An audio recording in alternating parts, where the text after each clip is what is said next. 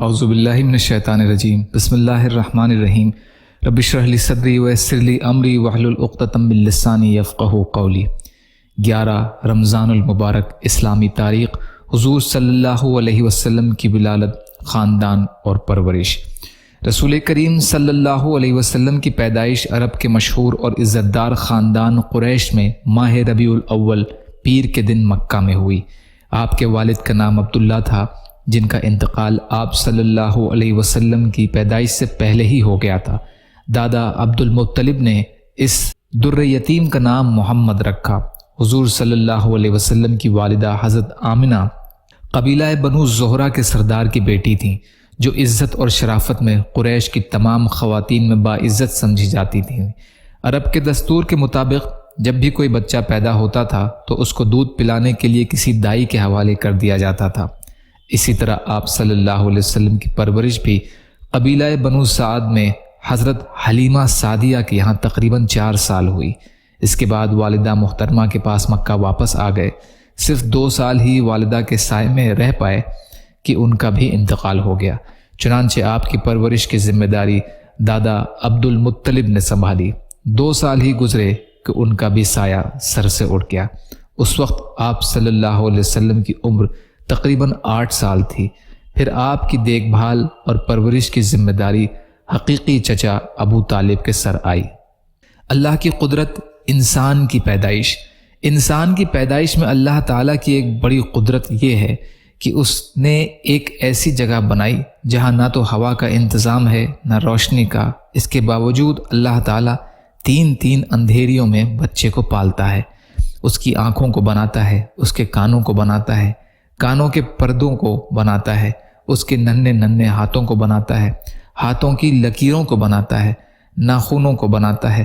غرض یہ کہ ہر چیز کو بناتا ہے اور پھر اسی اندھیرے میں اس کی شکل و صورت بھی بناتا ہے۔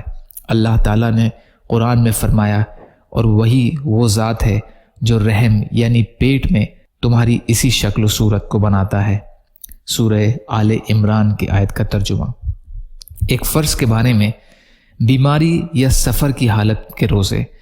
قرآن میں اللہ تعالیٰ فرماتا ہے جو شخص بیمار ہو یا سفر میں ہو تو دوسرے دن میں شمار کر کے اس میں روزہ رکھنا واجب ہے۔ سورہ بقرہ کی آیت کا ترجمہ۔ فائدہ: رمضان میں اگر کوئی شخص بیمار ہو جائے اور روزہ رکھنے کی طاقت نہ ہو یا سفر میں ہو اور روزہ نہ رکھا ہو تو بعد میں اس کی قضا واجب ہے۔ ایک سنت کے بارے میں، وتر میں کون سی سورت پڑھنا مسنون ہے؟ رسول اللہ صلی اللہ علیہ وسلم وتر کی پہلی رکعت میں سبح اسم ربک الاعلی، دوسری میں قل یا ایھا الکافرون اور تیسری میں قل ھو اللہ احد پڑھتے تھے۔ نسائی کی روایت ہے۔ عبد الرحمن بن ابزہ رضی اللہ تعالی عنہ راوی ہیں۔ ایک اہم عمل کی فضیلت، یتیم کی کفالت پر جنت۔ رسول کریم صلی اللہ علیہ وسلم نے فرمایا، جو کسی مسلمان یتیم بچے کے کھانے پینے کا خرچ برداشت کرے گا تو اللہ تعالیٰ اسے جنت میں یقیناً داخل کریں گے، سوائے اس کے کہ اس نے کوئی ایسا گناہ کیا ہو جس پر مغفرت نہ کی جائے۔ ترمذی کی روایت ہے۔ ابن عباس رضی اللہ عنہ راوی ہیں۔ ایک گناہ کے بارے میں، غیبت کرنے کا عذاب۔ رسول اللہ صلی اللہ علیہ وسلم نے فرمایا، جب مجھے معراج کرائی گئی تو میرا گزر کچھ ایسے لوگوں پر ہوا جن کے ناخن سرخ تانبے جیسے تھے، جن سے وہ اپنے چہرے اور اپنے سینے کو نوچ کر زخمی کر رہے تھے۔ میں نے جبریل علیہ السلام سے پوچھا کہ یہ کون لوگ ہیں جو ایسے سخت عذاب میں مبتلا ہیں؟ جبریل علیہ السلام نے فرمایا، یہ وہ لوگ ہیں جو زندگی میں لوگوں کی گوشت کھایا کرتے تھے، یعنی غیبت کیا کرتے تھے اور ان کی عزت سے کھیلتے تھے۔ ابو داؤد کی روایت ہے۔ انس بن مالک رضی اللہ عنہ راوی ہیں۔ دنیا کے بارے میں، دنیا کو مقصد نہ بنانا۔ رسول اللہ صلی اللہ علیہ وسلم نے فرمایا، جس شخص کا مقصد دنیا کمانا ہو اور وہ اسی کے لیے سفر کرتا ہو، اسی کا خیال دل میں رہتا ہو، تو اللہ تعالیٰ غریبی اور بھوک کا ڈر اس کی آنکھوں کے سامنے کر دیتے ہیں۔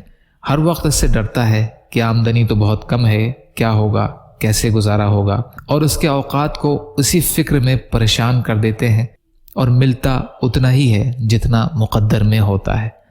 ترغیب و ترہیب۔ انس رضی اللہ عنہ راوی ہیں۔ طب نبی سے علاج، تلبینہ سے علاج۔ ام المومنین عائشہ رضی اللہ عنہا بیمار کے لیے تلبینہ تیار کرنے کا حکم دیتی تھیں اور فرماتی تھیں کہ میں نے رسول اللہ صلی اللہ علیہ وسلم کو فرماتے ہوئے سنا ہے کہ تلبینہ بیمار کے دل کو سکون پہنچاتا ہے اور رنج و غم کو دور کرتا ہے۔ بخاری کی روایت ہے۔ فائدہ: جو یعنی بارلی کو کوٹ کر دودھ میں پکانے کے بعد مٹھاس کے لیے اس میں شہد ڈالا جاتا ہے، جسے تلبینہ کہتے ہیں۔ قرآن کی نصیحت: قرآن میں اللہ تعالیٰ فرماتا ہے اگر کسی بات پر تم میں اختلاف ہو جائے تو اللہ اور اس کے رسول کے حکم کی طرف رجوع کرو اگر تم اللہ اور قیامت کے دن پر ایمان رکھتے ہو، یہ طریقہ تمہارے لیے بہتر ہے اور اچھا بھی ہے۔